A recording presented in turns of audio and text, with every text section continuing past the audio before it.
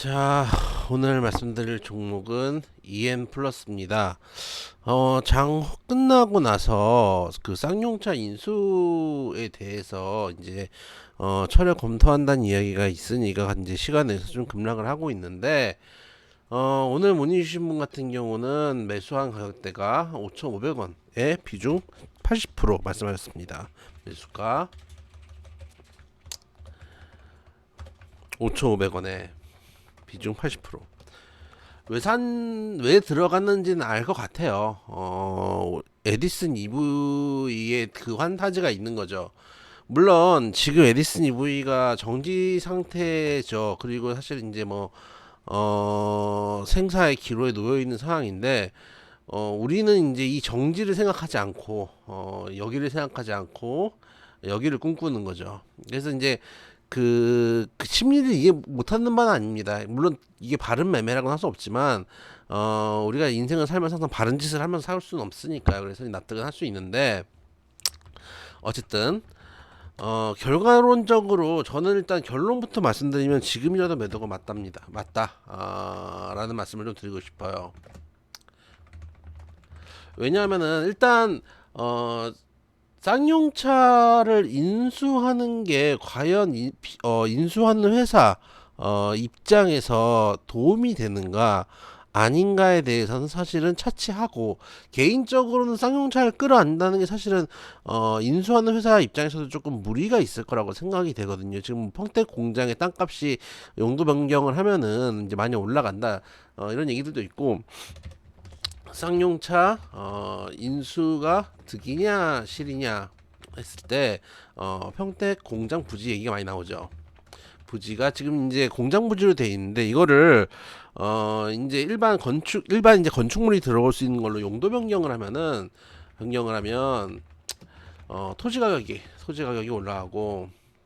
올라가는 가고 뭐 이런 부분들이 있어요. 그리고 이걸 이제 용도 변경 해가지고 쌍차는 다른데 이제 공장을 지어서 별도로 또 수익을 내고 뭐 이런 이제 그림을 그리고 있는 것 같아요. 그래서 지금까지 제일 조금 적극적으로 움직였던 에디슨은 일단 이제 제 생각에는 쉽지 않을 것 같고, 이제 쌍방울 그룹사가 있죠. 지금 이제 세 부류죠. 1번 쌍방울 그룹, 이제 여러분들 아시는 광림이나 뭐 이런 데 속해져 있는 데고, 2번이 이제 이번에 새로 들어간 케이지 그룹, 3번이 EM 플러스를 포함한 제3 컨소시엄. 일단 이렇게 돼 있는데, 어디가 정말 인수를 하게 되면 그게 득이 될지 실이 될지 모릅니다. 근데 일단 우리가 중요한 거는 그게 중요한 게 아니고, 주가가 오를 거냐 내릴 거냐입니다. 그렇죠. 사실은 저 같은 경우는 오히려 실제 어느 그룹이 되던가, 이제 EM 플러스는 제외됐으니까 상방울이 되던 케이지가 되던 또는 혹은 제3의 어떤 그룹이 되던, 실제 인수가 될 경우 이벤트 소멸이거든요. 소멸로 오히려 하락할 가능성이 있다고 보고 있고, 그 이전에는 기대감으로 움직일 수 있는 영역이 있다, 정도로만 보고 있습니다. 그러니까 주가적인 측면에서는 긍정적일 수 있다. 왜냐하면 에디슨에 대한 좋은 기업, 에디슨 상승의 기업. 그리고 둘째는 뭐냐면, 지금 시장이 안 좋잖아요. 시장이 안 좋으면 기본적으로 개별 테마성 종목들이 횡행합니다.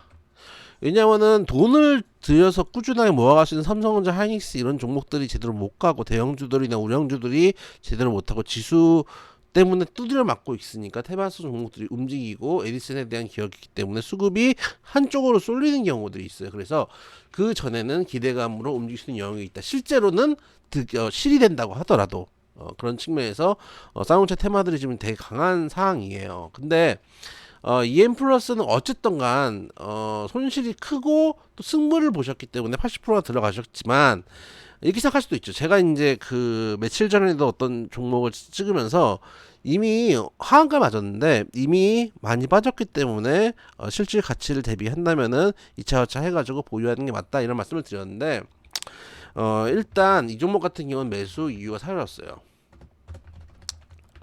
물론 여기서 후속 뉴스가 나오면서 이제 루머다 뭐 이렇게 되면은 모르겠어요. 그러면 이제 저도 예상할 수 없는 범위죠. 그거는 지금 일단 나온 뉴스로는 어, 인수 컨소시엄 참여에 대한 검토를 중단하고 현재 추진 중인 강봉 리튬 전지와 국내 배터리 셀 사업과 필리핀 전기 지프니 및 전기 지프죠. 전기 상용차 상업에 집중할 방침 이렇게 이제 일단 기사가 나왔기 때문에 이걸 일단 신뢰할 수밖에 없죠. 그래서 일단은 매수 이유가 사라졌다. 둘째는 지금 같이 장이 안 좋을 때는 뭘 하셔야 되냐면은 테마성 종목을 타는 거는 저는 개인적으로 좋다고 생각하진 않아요. 왜냐하면은 갖고 있는 분들이 예를 들어서 KG그룹사나 쌍방울이나 이런 걸 원래부터 들고 있던 기존주들이 올라갈 때 수익을 실현하는 종목들이지 혹은 물려서 기다렸던 분들이 이번 급등에서 탈출하는 용도로 쓰는 것이지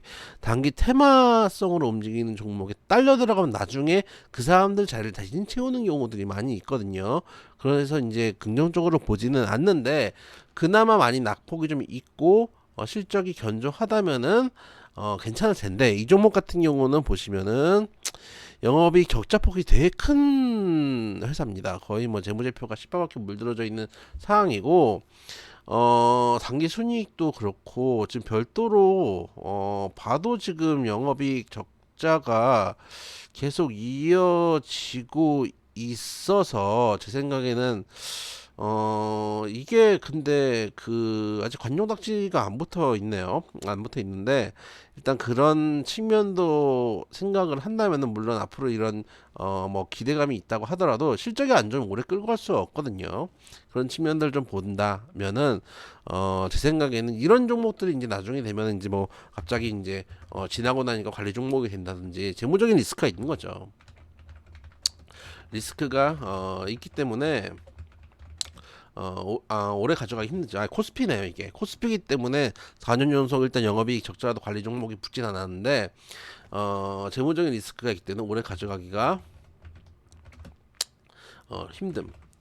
라는 측면을 봤을 때는 일단 이 종목은 정리를 하는 게 맞다고 생각합니다. 만약에 실적이 좋은 종목이었는데 예를 들어서 이런 식으로 기대감에 들어갔어요. 기대감에 들어갔다가 아마 이제 조금 벌었다가 하루 만에 이제 손실권이 돼버린 거죠. 하루 이틀 만에 손실권이 됐고 차트를 쭉 펼쳐놓고 보면은 그래도 뭐 급등한 자리도 아니고 바닥권에서 오랫동안 행보를 하고 있는 종목이니까 가져가 볼 수도 있겠거니 나중에 실적주로 엮여서 올라갈 수 있겠거니 할 수는 있겠지만 이런 식으로 실적이 좋지 않으면은 예를 들어 유중이 터진다든지 이럴 수 있는 재무적인 리스크들이 벌어질 수 있어요. 그런 측면을 생각한다면은 지금이라도 정리하시는 게 맞고 또 제일 중요하게 생각했던 매수 이유가 없어졌습니다. 이런 경우에 만약 손절을 안 하시면은 손절을 안 하면 제 생각에는 나중에 단타 치러 갔다가 물렸어요. 이런 경우들이 발생하거든요. 이게 만약에 지수 3천이 넘어가는 상황이었으면은